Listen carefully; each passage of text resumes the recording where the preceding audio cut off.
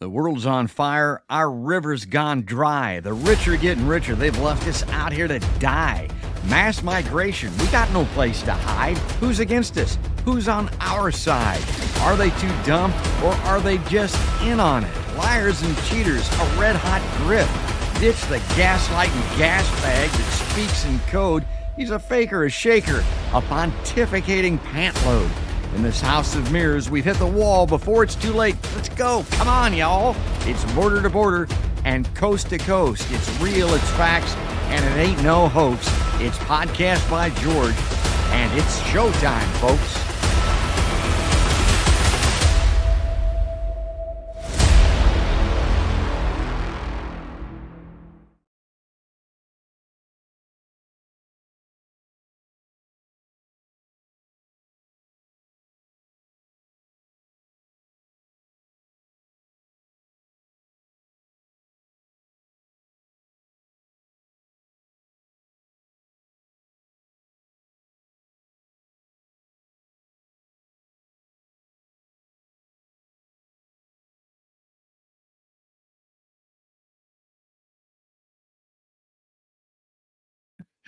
And okay, folks, how you doing out there? I'm glad. Oh, there she went away again. We're trying to get Melanie on out there in East Palestine, Ohio. She's never done the show before, and yeah, she's got a lot of things on her mind, obviously. So we're trying to get her to come on the Podcast by George live line. Let me get started here and just tell everybody hello, hi, how are you? Like I always do.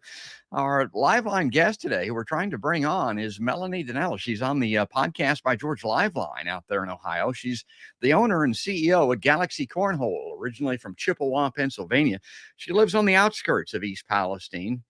And wanted to get her perspective on here because we're hearing a lot from kind of the mainstream media, which is not to be trusted, like I tell people all the time, and from the government, which is certainly not to be trusted. And we're getting some very contrary points of view from independent media on the ground out there in East Palestine, and then people like Melanie, the people that are directly affected, the people that are there. It ain't what it appears to be, folks. And that's why we wanted to bring her on there. And she's a real champ for trying to get connected. But she is having some issues. So I've told her just to keep trying. And if she can, we'll bring her back in. And if we don't get to it today, we'll cover some ground here. I'll put up some graphics. We'll talk through this a little bit. And then we'll bring on Melanie when we get a chance later today, maybe tomorrow, whatever works. So, yeah, she's not hearing the sound after the intro. There wasn't any sound after the intro. Okay, it's just me, but she'll try to pop in here again if she can. Let me put her live line graphic up on screen anyway, so you can see what she looks like when she does get on here.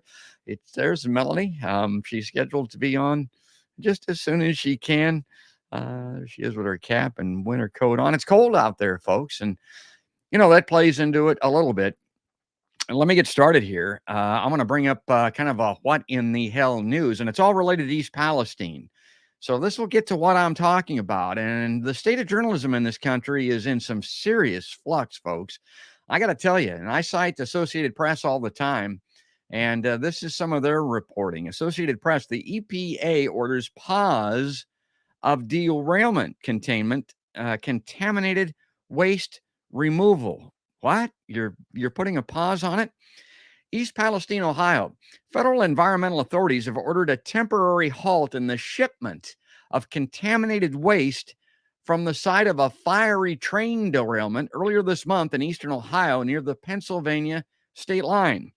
Region 5 Administrator Deborah Shore of the Environmental Protection Agency said Saturday the agency ordered Norfolk Southern to pause shipments from the site of the February 3rd derailment in East Palestine, but vowed that removal of the material would resume very soon. So let's see some of the issues that we're dealing with here. And this is something that I wanted Melanie to talk about directly, but quote, everyone wants this contamination gone from the community. They don't want the worry and they don't want the smell. And we owe it to the people of East Palestine to move it out of the community as quickly as possible. Now, every word means something, the way that this is written. Think about manufacturing consent. Think about that book by Edward Herman and Noam Chomsky. They don't want the smell. They might be able to tolerate the smell. They don't want the toxins. They don't want the poison. They don't want the long lasting effects of this. And the way to prevent the worry is to get rid of it, certainly, but to protect them and help immediately. The worry is, a tertiary part of this. Let's keep going. The EPA will ensure that all waste is disposed of in a safe and lawful manner at EPA certified facilities. I look at that and I think, okay, some of this is the most toxic stuff on the face of the earth. I think unless it was nuclear waste, I don't know how it could be more toxic. What are you going to do with it?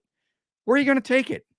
You're going to go dump it on an Indian reservation someplace? I mean, where do you put this kind of stuff? Where is a EPA certified facility at to prevent further release of hazardous substances and impacts to community?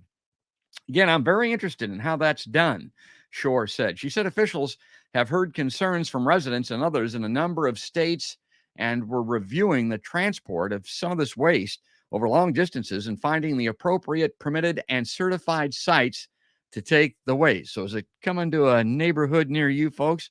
Where is this stuff going? No one was injured. Yeah, now this is something that we're going to get here to because they're telling you that no one was injured when that train, that Norfolk, what's the line? Norfolk Southern cars derailed in a fiery, mangled mess on the outskirts of town. But as fears grew about a potential explosion due to hazardous chemicals in 5 of the rail cars, officials evacuated the area. They later opted to release and burn the toxic vinyl chloride from the tanker cars, sending flames and black smoke billowing into the sky again. And again, somebody needs to speak to this. I don't understand this. I suppose there have been some statements on it, but what's the danger of those cars exploding? That they're going to erupt and burn and release toxins into the environment. So what do? They set it on fire and release toxins into the environment. I don't mean to laugh here. It's not funny, but I mean, it begs credulity, folks. Again, are they too dumb or are they in on it? How dumb are the people running our world? I see story after story after story having to do with climate, war, and healthcare. And I just can't believe that these people are this dumb. Shore said the EPA was not involved in the decision to do the controlled burn. Okay, who was? Find them. Let's talk to them. But she called it a well-founded decision. It's a well-founded decision by local and state officials based on the information they had at the time. Based on the information they had at the time was little of nothing to deal with a highly explosive, toxic chemical. And if that stuff explodes, it can be released into the air, into the ground, into the water. My God, you don't want that to happen. So let's do it on purpose. That's what it looks like to me. All right. Federal and state officials have repeatedly said it's safe for evacuated residents to return to the area, and that air testing in the town and inside hundreds of homes hasn't detected any concerning levels of contaminants from the fires or burned chemicals. And Melanie is going to have some perspective on this. It's a little bit different, I think. Again, we'll try to bring her on if we get a chance to. The state says the local municipal drinking water system is safe and bottled water is available while testing is conducted for those with private wells. Okay, I got to tell you this. Anybody that's lived in the great Midwest, in the heartland, like I do, knows that these wells, shallow wells, the ones 20 feet in the ground in particular, that contain a pool of water at the bottom that you draw water from, they don't fill overnight. That water does not leach into these wells immediately. The water doesn't travel that way. They fill over time. Well, that's the concern here. These wells might be perfectly all right today, but that's not the concern. What are they going to be like a day later, a week later, a month later, a year later, and so on? If that stuff is in the soil, if it's below the surface, it has the potential to go into shallow wells, I think, for years, if not decades. Despite those assurances and a bevy of news conferences and visits from politicians, we might talk about that a little bit today, many residents still express a sense of mistrust or have lingering questions about what have been exposed to and how it will impact the future of their families and their communities. Okay, let me take that off screen. And, that's where we were going to bring in Melanie because she's a mom out there. She's got that small business that she's operating. She is all about her family. I was looking through her Facebook page or social media and that type of thing. A lot of people, myself included, will put political things on there, put sports things on there, current events of some type. Not her, man. It's all about her family. I mean, her husband and her kids. That's her whole world, folks. And that's why she is the person that we're going to have on today. Here's Mary Knox coming in here. I want to put this banner up on stage. She says, seems they could have used forest fire techniques from the air to put out the fires. Yeah, what do they call it? Retardant or whatever. Yeah, I know what you're talking about. That would have been a good, they could have done a lot of things. They needed to think this through. I'm just shocked at the lack of thought. Mary says, I heard or read the cold prevented their fire hoses from working, but surely they could have gotten emergency aid from other states. Yeah, good point. And again, I appreciate Mary for logging on here. Let me see if I can, we'll just take that off the screen because we're going to bring Melanie on if we get a chance. And if we don't, we'll bring her on tomorrow. We'll get this thing sorted out. So that's the story. That's the manufacturing consent. You can kind of see how that's written, the sources that you're using. You see how that kind of gets you thinking along the lines that, it's bad, but it's okay out there. And, nobody's being sickened and they can't find any contaminants in the air. And, okay, let's bring this up on screen. Let's talk about this. East Palestine makeshift clinic booked solid as resident symptoms persist. Wait a minute. Remember what I just read? There aren't any symptoms. There aren't any injured people. There aren't any sick people. Rolling Stone says there is, and I'm kind of reluctant to even use Rolling Stone as a source. My God, did they go sideways? Back in the day, that's where I first followed and read Matt Taibbi and, PJ O'Rourke, Bill Greider. They used to have great political writers in the Rolling Stone. And my God, when they endorsed Joe Biden, I think I'd canceled my subscription by then. But this is pretty good reporting on this from the venerable Rolling Stone. Officials assure residents that tests prove it's safe, but locals complain of everything from headaches, respiratory problems, and rashes to pain in their teeth. Yeah, by Tom O'Neill, Dateline, East Palestine, Ohio.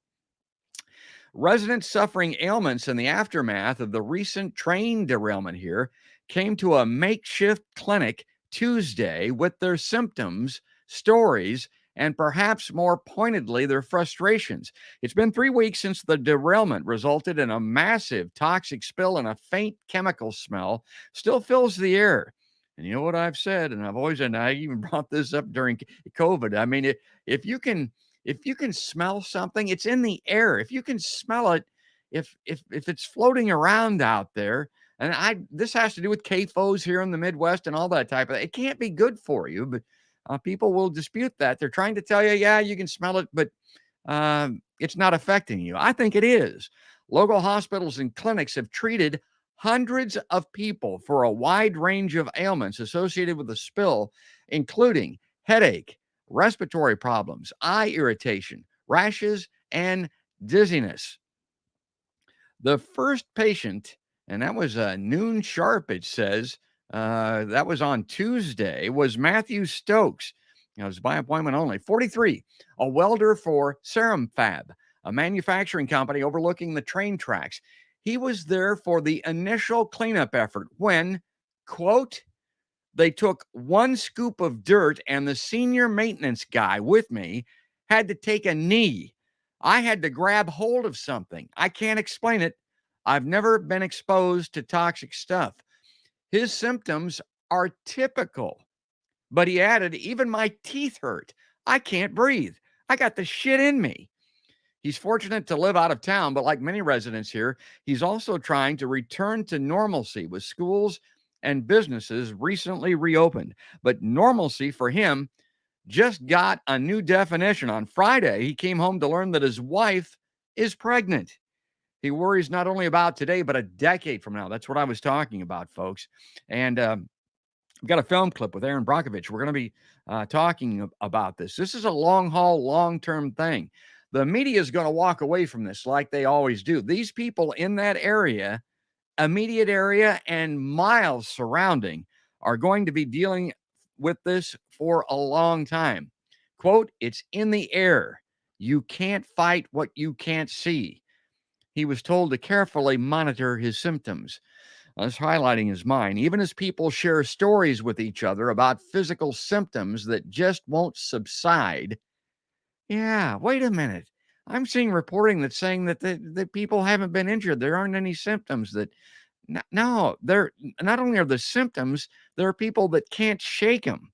Officials have assured residents that the land, air, and water around the small eastern Ohio town of East Palestine have passed safety testing. My rejoinder to that would be you need to get some different safety testing, folks, because something is not right with that story and that situation in East Palestine. See, I got another. I would like to bring these comments up on screen. And since Melanie hasn't been able to join us, this is a good time. Mary C. Gagnon says, I was reminded of the documentary Blue Vinyl made years ago, which warned of the dangers of these chemicals in our world. Yeah, that polyvinyl chloride stuff. They've been talking about that for a long time. And, those things are known as forever chemicals. I'm pretty sure that would fall into this category. They don't go away. They stay where they're at. They don't know how to get rid of them. And they're forever inside you. If that shit gets in your gut, like that welder was talking about in that earlier story, it stays there. This is a big deal. This is a bad thing, folks. I'm telling you, this is a story that we're going to be following for a long time. And that takes us to the next section here, the next story that I want to read about. And here, let's bring this up. I'm getting some long comments from folks too. I appreciate this. Maple Mary Ann Osterbrink says corporate rail is totally laissez-faire at its worst. Big coalition of smart rail people, RWU, diesel yard air pollution fight groups, native land domain rights groups, etc., all in solidarity for National Transformation Plan. You can play their 3.5 short video in a solutionaryrail.org group. You can see that on the screen. Group goals: trucks onto trains, electrify via unused, wasted, and wind power stuck in the Midwest out the coast where needed, and place direct current renewable energy transmission lines along rail corridors. And then her comment got cut off. Now, I will say this. I got to believe that this was part and parcel of the complaint with the rail workers unions that were striking, and that if their issues had been addressed, this lack of staffing, staffing shortages, and issues regarding maintenance and safety would have been a part of that. But of course, the federal government, headed by you-know-who, stepped in and put an end to that. Ron Placone was on my show just a week or two, and that was his immediate reaction, was that this could have been handled or dealt with, and probably was, in the issues, the grievances from the rail workers unions. Okay, let me bring this next story up, because this has got a lot to do with the issue of timeliness. Activist Aaron Brockovich leads East Palestine residents in a town hall meeting. Seeing a little bit of reporting on this, most of it in places like Common Dreams, the indie left media, this patchwork quilt of independent left media that everybody needs to patronize, because they're not getting platformed, these issues and these reporters, in the mainstream media that we're all inundated with. You're not seeing them on the right. Forget about Fox News and places like that, although they're kind of because they want to, attack Biden and Buttigieg over this. They are reporting on this somewhat, but they've got their own perspective on it. But in mainstream media, down the center line here, CNN and MSNBC, I see a lot of ass covering going on with this thing for their patrons, which, of course, are the DNC, the Democratic Party, and so on.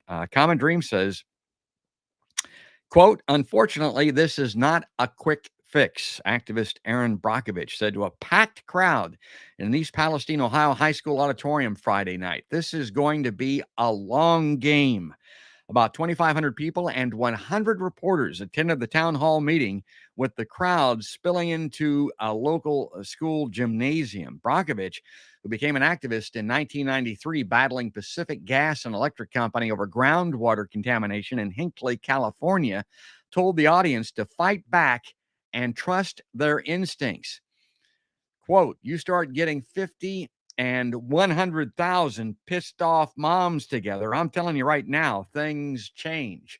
And Melanie would have fallen into that camp. I was going to get her comment on this. We will. Again, we'll get her back on. You have the ability to become, and you will become, your own critical thinker. You will vet information. You will ask questions. You will demand answers. Yes, I mean, see, that's what I'm talking about all the time with this media coverage. You will listen to that gut and that instinct that will keep you connected to a community, Brockovich said. Don't let what's happened here divide you.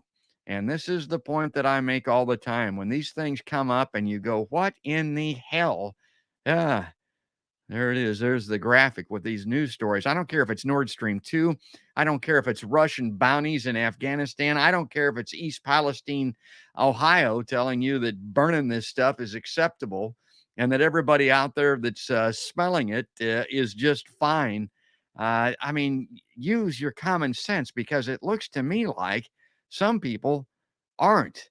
And I've got to, before here, this is exactly all directly connected over a long time. Yeah, let me bring this up on screen, because this is pretty good. Now, this is a little news clip that was on YouTube out of a Cleveland television station here. And this is Aaron Brockovich speaking to the crowd. And hopefully this is going to be audible here. I didn't check the audio level on this one, but I hope you can hear this. We often find out 5 and 10 years down the road, after you were told it was safe. Oh, oops, Houston, we have a problem. There is actually a moment here with this community rising up, and you have been, that we can take a different turn, a different track, if you will, a better message, and start dealing with our environmental issues, start dealing with our failing infrastructure, start giving information to people so we can better protect our health.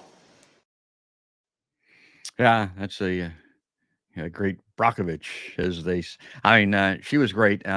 You can go on YouTube and see her entire presentation out there, but she knows all about it. She just doesn't talk the talk, folks. She has walked the walk. You've probably seen the movie, Aaron Brockovich.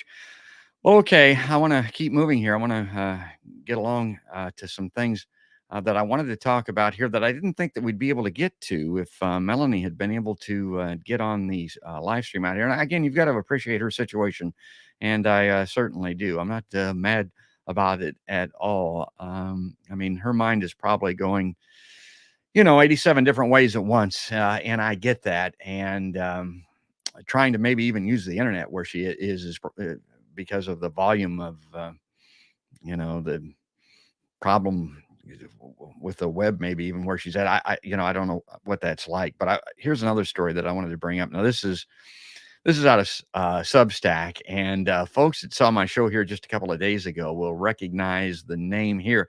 This is Bill Astori, the great Bill Astori. Now, this is a secondary or tertiary issue resulting from East Palestine. But like the great Stephen W. Schmidt that's on my show all the time, Dr. Politics says, you may not like politics. You may not want to talk about it. Politics likes you, and it affects us all. Now, before I read this, I want to preface it by saying, you remember what happened to George W. Bush with Katrina? Remember his flying over Katrina? Yeah, I've heard that Biden says he's not going to go to East Palestine. Do you remember Bush, George W., saying you're doing a hell of a job, Brownie, when Brownie wasn't doing a hell of a job, when people were dying, when people were stranded, when people were drowning from Katrina in New Orleans? All right, here's what Bill Astori writes in Bracing Views, his Substack.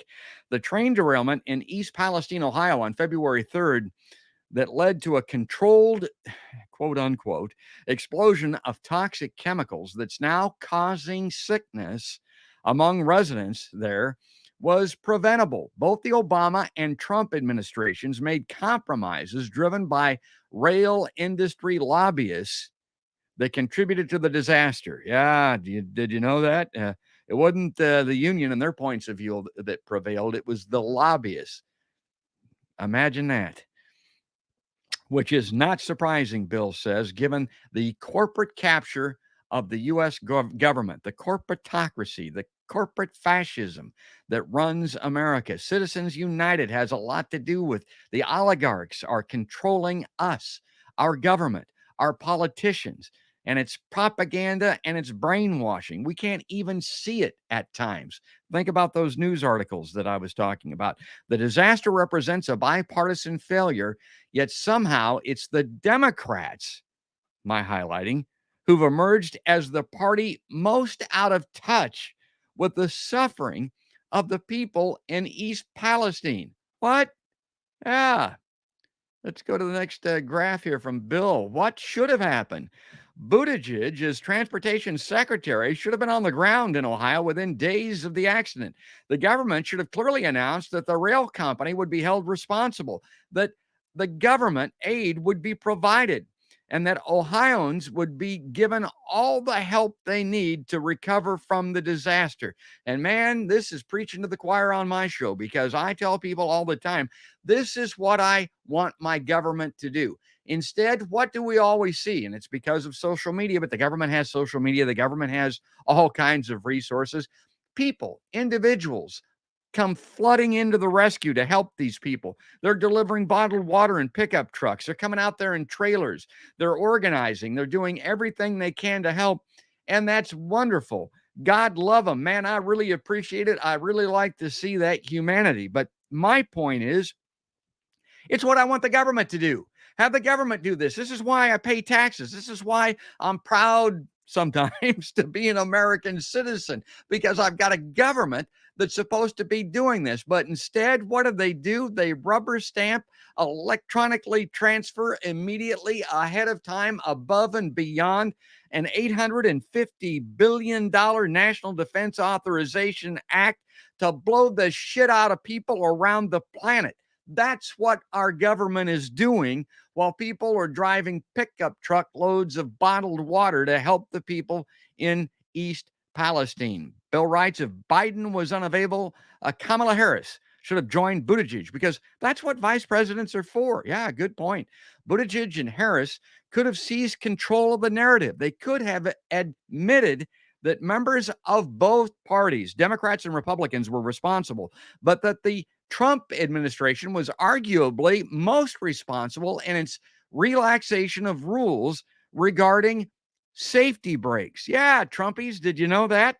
They could have admitted as well that Ohioans had legitimate concerns about the safety of their air and water, and that the federal government would do everything in its power to assist state government authorities with the cleanup and the investigation. Now, this week, and I'm sure you saw some of this coverage, but maybe not. I mean, because it's mostly on right wing media. Former President Donald Trump visited East Palestine, handing out water bottles emblazoned with the Trump name. My God, looking like a natural as he visited the local fire department and McDonald's. Alleged billionaire, and that's my highlighting, alleged, because I think most of us on the show, watching the show right now, have more money in our seat cushions than Donald Trump has. I think it's all funny money. I don't think the dude has any money. Man of the people. Yeah.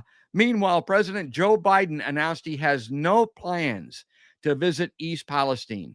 Instead, after Trump had already stolen the spotlight, Pete Buttigieg, Secretary of Transportation, was sent in the next day, robotically trying to show concern when it was obvious he had little to show.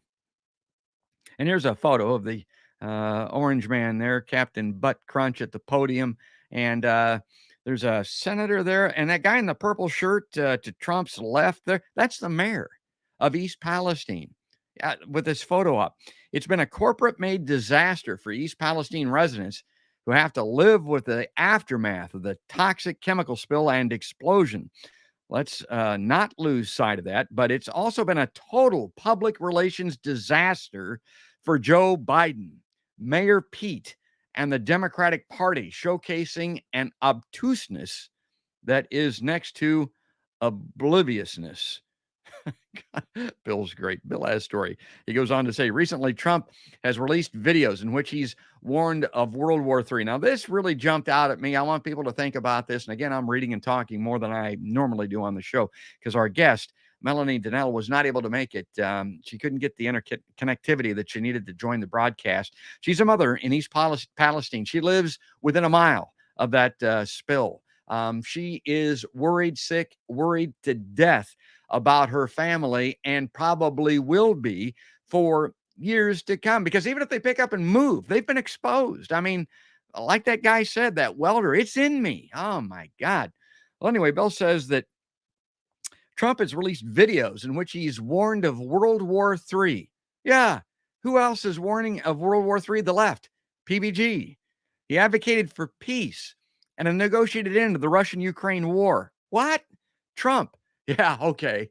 Remember this now. He talked all of this crap in 2016 during the election. He didn't do any of it. The only thing he delivered was a continuation of the 7 wars that were currently underway. But he knows this is what people want to hear. He knows this got him elected once before. It could get him elected again. And you look at that and say, oh, my God, well, that goes to show you that, ass clown. But Donald Trump, that's what a lot of people would call him. Yeah. Well, why don't the Democrats do some of this? Why can Trump figure this out? I mean, a game show host grifter can figure this out, and the Democrats can't. While promoting the idea, yet again, of put Americans first. Yeah, rich Americans. The only thing he did accomplish was a tax break for the wealthiest. And here in the Midwest, he showered the corporate farmers with money like nobody's ever seen before. He stays with that message. And if Democrats allow Trump to pose as the champion of peace, God, as well as the champion of regular guys and gals and all gender pronouns in between, there's a good chance we'll be looking at 4 more years of Trump beginning in 2025. A lot of people say, yeah, if he ain't in jail. But I got news for you. People like Donald Trump do not go to jail, folks. I mean, it's not going to happen. It's much more likely to me that he's going to be the president in 2024, 2025, as Bill says, than going to jail. That is, I mean, if you're waiting for that to stop the Trump train from coming back on the tracks, you're going to be sorely disappointed. In closing, if so, Trump's victory will be the ultimate proof of how oblivious Democrats have become. Yeah, I wish it weren't so. Say it ain't so, Joe. Yeah, Joe, he's saying he ain't going to go to East Palestine. All right, let me catch up on some of my comments here. I guess, I mean, I've got some people here that want to weigh in. This is Maple Marianne again. Buttigieg is never on it. He has a boss, Biden, a corporatist. Yeah, the Dixiecrat from Delaware, Credit Card Joe, they call him. Laurel, the great Laurel out there. Laurel's Peace says, hey, George, thanks for covering this. Peaceful Sunday to you and to everyone. Yeah, Laurel, thanks for tuning in here. We're going to have her back on in the early part of May. I think that anniversary date is May 4th. We'll have her back on. Her sister, one of those gunned down on the campus of Kent State University.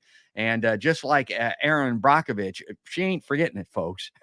I mean, she remembers, and so do I, and we're going to talk about that. Mary Knox says, I think focusing on brakes is a bit disingenuous.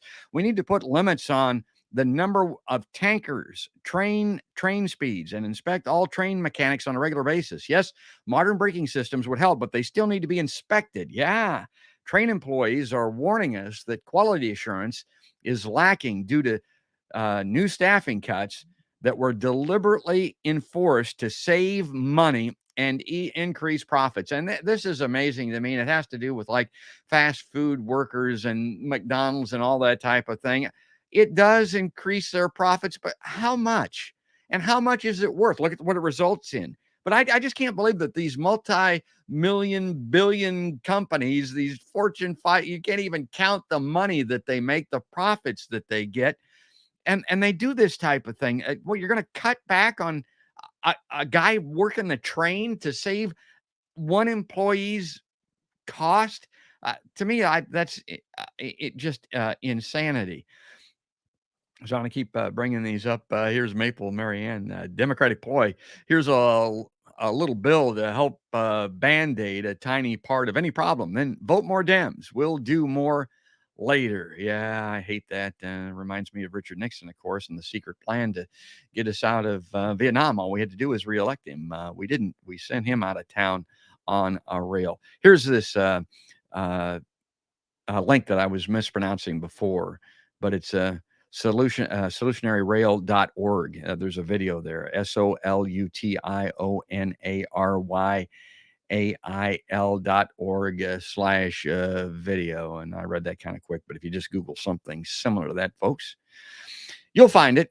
Okay. As I mentioned, I appreciate everybody being on the show today, bringing this in and kind of helping me carry this, because our guest, Melanie Donnell, out there in East Palestine, Ohio, couldn't join us.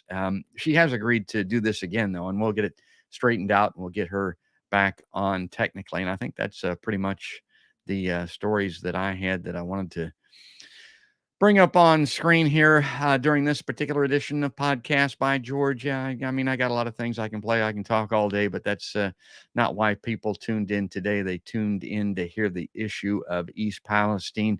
And in closing, I guess I would just say, read the news, follow the news, be aware, use your common sense when it comes to things. Hey, when this happened, I thought, oh boy, this is going to be bad. Guess what? It's bad. And don't believe people that are trying to take your eye off the ball. Be the quintessential Gambini. If people remember My Cousin Vinny, that movie, remember Gambini? Yeah. I mean, keep your eye on the ball, folks. Don't be distracted. Don't watch this hand when this hand is doing something else. I see that in media all the time. Here comes another late comment coming in here. Okay, I'll put this up, a little self-aggrandizement. Thanks, Maple Marianne. That's great. I appreciate it. So, okay, folks, I'll be back on here. We'll do another live line, maybe tomorrow, probably not today, because I know Melanie had some family issues that she had to deal with. And again, she is all about her family. Let me bring this up on screen. There she is. It's Melanie Donnell. I hope I'm pronouncing that right. It might be Donnelly. We'll find out. We never got to get her on to get her talked about. She's the owner and CEO at Galaxy Cornhole out there. And people that play bags, they know what that's all about. She's originally from Chippewa, Pennsylvania, but she's living within a mile of that derailment. She's inside of that radius, 1 mile radius in East Palestine, Ohio. And she loves the town. She's not a hater. She's not a negative person. She's a victim, folks. And that's what I want to drive home more than anything. But we'll take that off screen, and I'll tell everybody, if you like this show, it's normally not like this. It's normally about the guests, people like Melanie. But if you liked it today, do me a favor, give me a thumbs up on YouTube and on Facebook. Share this to people that might need this enlightenment, that would enjoy seeing this. And then, of course, if you want to get the audio portion of this, say you tuned in late today and you just want to get the audio, you can get it on iTunes, Spotify, the iHeartRadio app, Stitcher, Deezer, all those places where podcasts are heard. But that's going to do it, folks. That's going to wrap it up. That's all there is. And there ain't no more. That's another podcast by George.